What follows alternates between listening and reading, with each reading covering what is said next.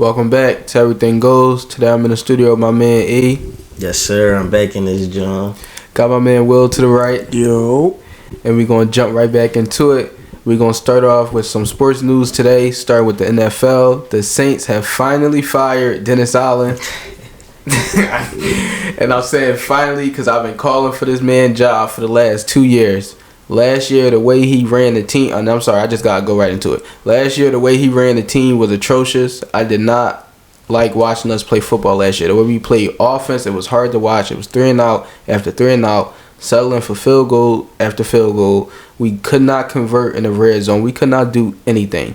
He did make one good move this offseason, which was signing our offensive coordinator. I still think our offensive coordinator is good. Dennis Allen was just holding his team back, and it was his time to go. You think it was just Dennis Allen, or it should have been a package deal with him and maybe somebody that's at the QB spot?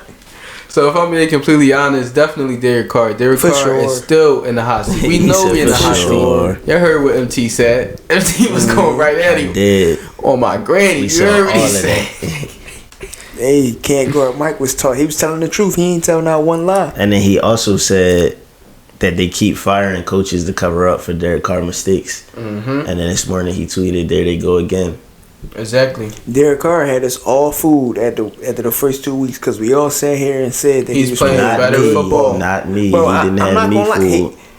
He had me fooled, bro. He was playing great. He was playing great football. You can't deny it. He beat the Cowboys, and I was never impressed. Didn't know. We had everybody. The Panthers. Everybody had hot stock in the Cowboys to start the season. Not me. We all knew how it was gonna go. We all thought they was gonna be a pretty good regular season team, and then fall apart in the playoffs like regular. We didn't see what they got going on now. We didn't see that.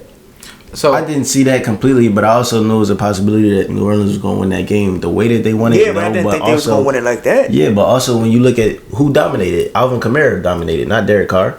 But Derek Carr didn't look bad. He looked good. He didn't look special either. He just who did y'all play with? He had special moments in that game. That was one of the games when he had the deep bound to Shaheed under pressure. Okay. And then that was the other game when he rolled out of the pocket. And the first time I see him roll out of the pocket in a long time and hit Chris Olave over the middle. He looked good. So he had some moments in that game.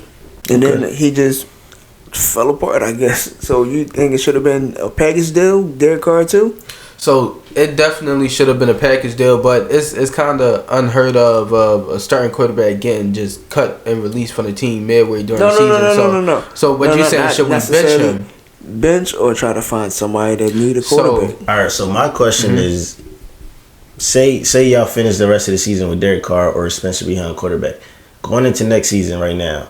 If y'all get the best head coach available and you go into the season, in order for you to go into the season confident, who's behind center? Is it Spencer Rattler or is it somebody else that y'all find in free agency or through a trade? So if I'm being honest, who would give me the most confidence under quarterback going into next year is not going to be somebody in free agency because Dak is no longer going to be in free agency this year. So it's not going to be somebody in free agency. It's not going to be Spencer Rattler because even though he's looked great in moments, he's also had moments where he's looked like, okay, he should have been picked in the 5th round. Like, I allowed a game against the Broncos. I don't know what that was. That was the complete opposite of what we seen the previous week against the Bucs. He looked like a 1st-round draft pick, and then on Thursday night looked like a 5th-round draft pick. So I'm not going to be comfortable with him being under center going into next year. Damn sure ain't Jake Haener. Definitely not Derek Carr. So, truth be told, we got to get somebody in the draft. That's what we got to do. So, you think Derek Carr should finish the season out or go to Spencer Rattler to see what you got of him?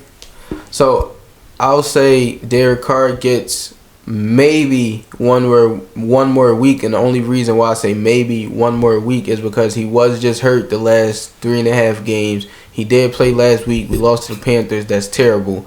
Granted, okay, you down Rashisha. Yeah, exactly. Crazy to say. Granted, you down Rashisha. He's out for the year. Okay, you was down Chris Olave, even though you contributed to being down Chris Olave, like throwing hospital balls. You contributed to that. But I mean, I would say give him one more week. If he look atrocious again, or even if we win the game, but he will.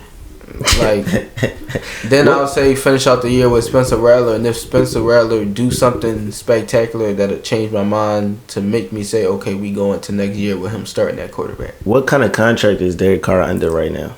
Like, is his contract over? Is it over after the season or? So no. So Derek Carr got one more year left after this year. So he got this year, and then he got one more year left on his contract. But we know in the NFL that's not really nothing. So if he look atrocious in his one more game that y'all play, and then y'all run the Spencer Rattler, do y'all cut him and pay him for that last year in the contract, or do y'all keep him as the number 2 and Spencer Rattler as the 3 in the QB roster? So no. So if Derek Carr is not starting at quarterback, once we bench him, he got to get cut this offseason because nobody wants him in the locker room. Yeah, like you seen the people go to Twitter. You seen our DT go to Twitter and said, "Hell, put me in that quarterback. I'll do better. It'll be more entertaining than that."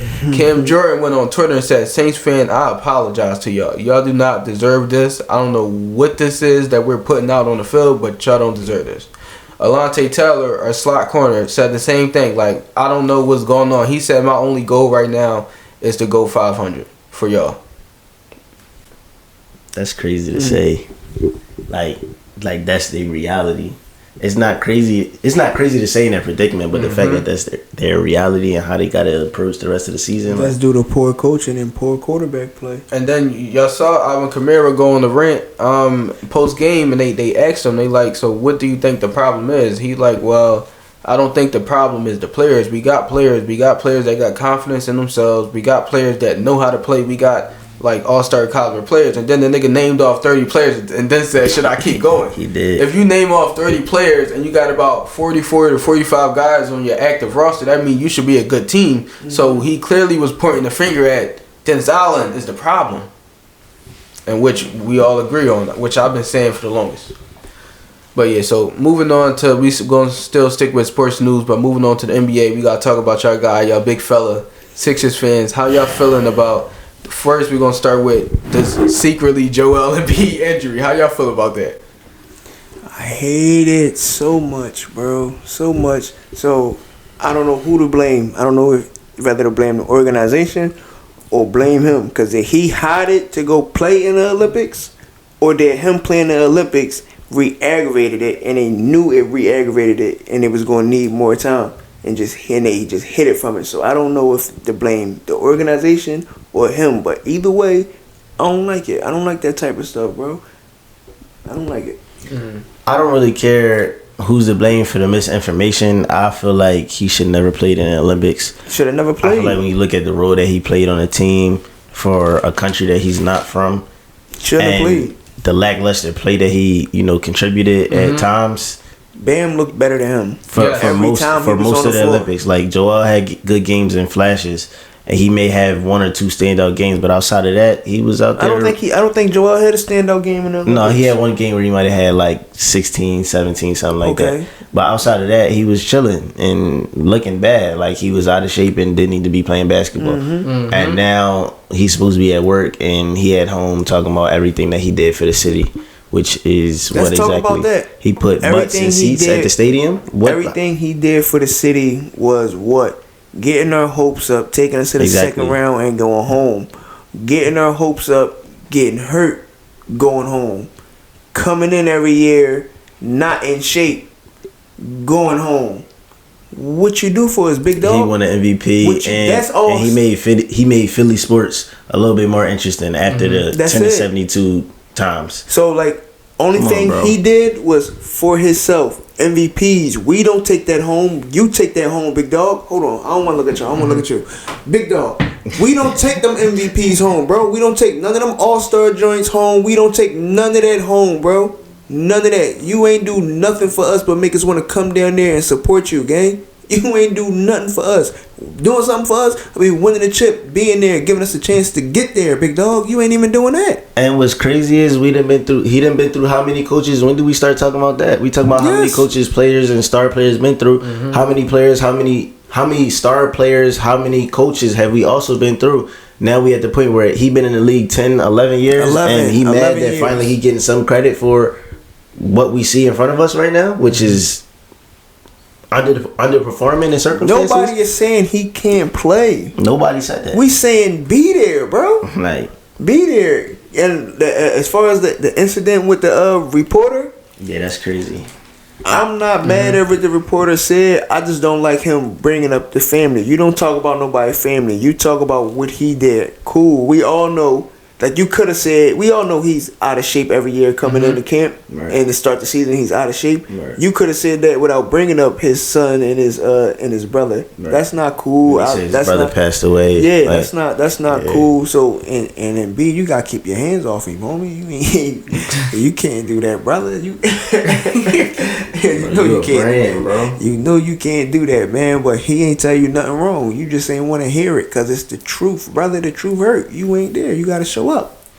All right, so the one thing I will say, I'll get us to y'all that he hasn't done as much as he think for the city because, like you said, he hasn't brought a chip there. He's not healthy in there every year. So the only thing that I'll say that he has done for the city that y'all can't question the fact of when he's able to play, when he's hurt and missing games, it's really because he cannot step on the basketball court. yeah. If he's able to step on the basketball going court, it don't matter if he's at 40%, 50%, 60%, 70%, he's going to play for the city. So he's not missing games because he wants to. That's the only thing that I'm going to say that I'm going to come to his defense about because I keep hearing people say not mad he's about missing that. games because he want to. He's not No. missing games because he want to. I've never once said that. If he's hurt, he's hurt. I've seen him play through injuries. We love and respect that. But gang, take the necessary time you need to heal from your injuries And that's where I not agree with go y'all. play in He the should Olympics. have not been playing No. in the Olympics, and Ian been on that. He should have not been playing in the Olympics, and I agree with that wholeheartedly. Especially if it made you re-aggravate your knee or give you a new injury. And this is what aggravates me with him. He doing all that stuff for personal reasons and then saying he's doing it for us. Brother, we not getting no gold medal, gang.